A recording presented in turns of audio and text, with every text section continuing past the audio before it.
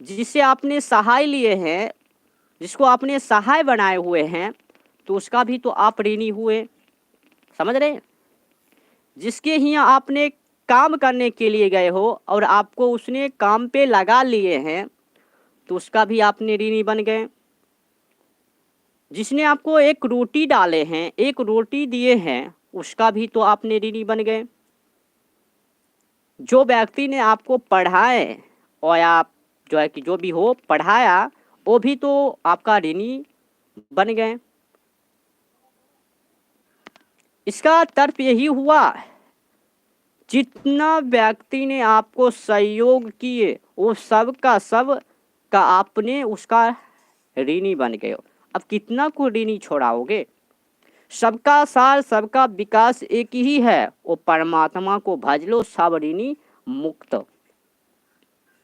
समझ रहे हैं? कई लोग को ये भी भ्रमित रहते होगे ना, कई लोग को भ्रमित रहते हैं कि हमारे माँ ने 9 महीने की जो है कि घर में रखें। ये तो अब डॉक्टर भी प्रमाणित कर बैठे हैं घर में कैसे रखे जाते हैं, डॉक्टर ने भी बना लिए मशीन। तो आपको ये भी पता होना चाहिए ना, दोनों से काम पड़ते हैं। क्यों झूठी बात बोल रहे हो कि माँ ही इतना कष्ट लेते हैं? क्यों फुसफुसली की बातों बोलते हो? क्या पिता के ऊपर नहीं रहते हैं? पिता भी तो सोचते हैं कि हमारे ये पुत्र बड़ा हो गए, क्या करेंगे नहीं करेंगे, उसको खाने के लिए अंत तक, उसके जीवन के अंत तक। माँ तो सिर्फ 9 महीने के लिए सोचते हैं, माँ तो यही सोचते हैं कि हमारा पुत्र कैसे खाएंगे, परंतु पिता ये सोचते हैं कि इसका लाइफ कैसे बनेंगे। समझ रही बात? कितना बड़ा बाप पिता जो कि उसका मूल चुकाने के लिए आगे की तैयारी करते हैं। माँ तो क्या करेंगे, वो यही सोचे कि कैसे ये खाएंगे पिएंगे पढ़ेंगे। और बाप क्या सोचते हैं, अगर बाप नहीं कमा के देके, पिता नहीं कमा के देके, तो यह माँ क्या करेगा? समझ रहे? ऐसे भी किसी का ऊपर रिक्त नहीं है, वो परमात्मा के ऊपर रिक्त है। जो बालक का भविष्य में होंगे वही होके रहेंगे। आपके हाथ में कुछ भी नहीं है। समझ रहे ना? आपके हाथ में कुछ भी नहीं है, वो परमात्मा के हाथ में है। ये झूठे की लोग जो है कि कामुक बने हुए बैठे हुए कि हमने सब ये कार्य किए।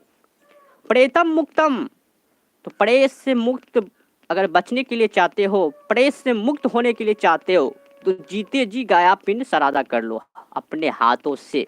किसी के ऊपर मत विश्वास रखो, क्योंकि चाणक्य ने हर एक पॉइंट, हर एक केंद्र बिंदु पर यही दर्शाए, मित्र कभी भी धोखेबाज हो सकते हैं, मित्र कभी भी आपको जो है कि कपट कर सकते हैं, मित्र कभी भी जो है कि आपको ऊपर ला सकते हैं, कभी भी डुबा भी सकते हैं।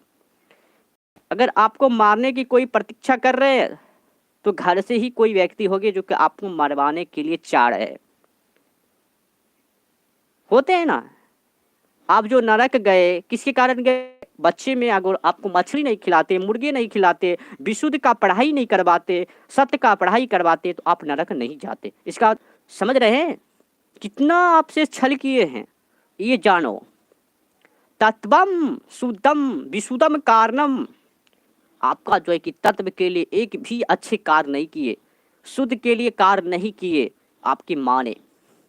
अगर वो चाहते आपको मुक्ति दिलवा सकते थे, परंतु नहीं, जीते जी आपको नरक भेज दिए। और आप जान भी नहीं गई कि हमको जो है कि जिंदगी कहाँ चले गए, किस रास्ते पे चले गए, किस अंगड़ाई पर चले गए, किस गलत मार्ग पे जो है कि हमारे एक बुद्धि चले गए, किसी को कोई पता नहीं है।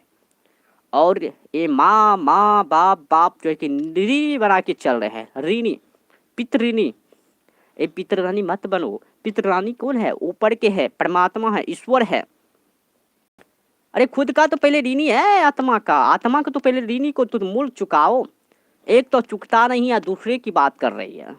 अरे तू बता हो सकते पहले कहाँ थे और मरने के बाद भी कहाँ चले जाओगे? पता है आपको? नहीं पता है।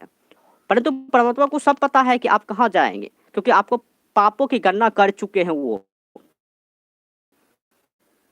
उसको सब पता है, कुत्ता बनेगा कि बिल्ली बनेगा कि जो है कि जानवर की किन किन योनि में जाएगो, सब पता है उसको।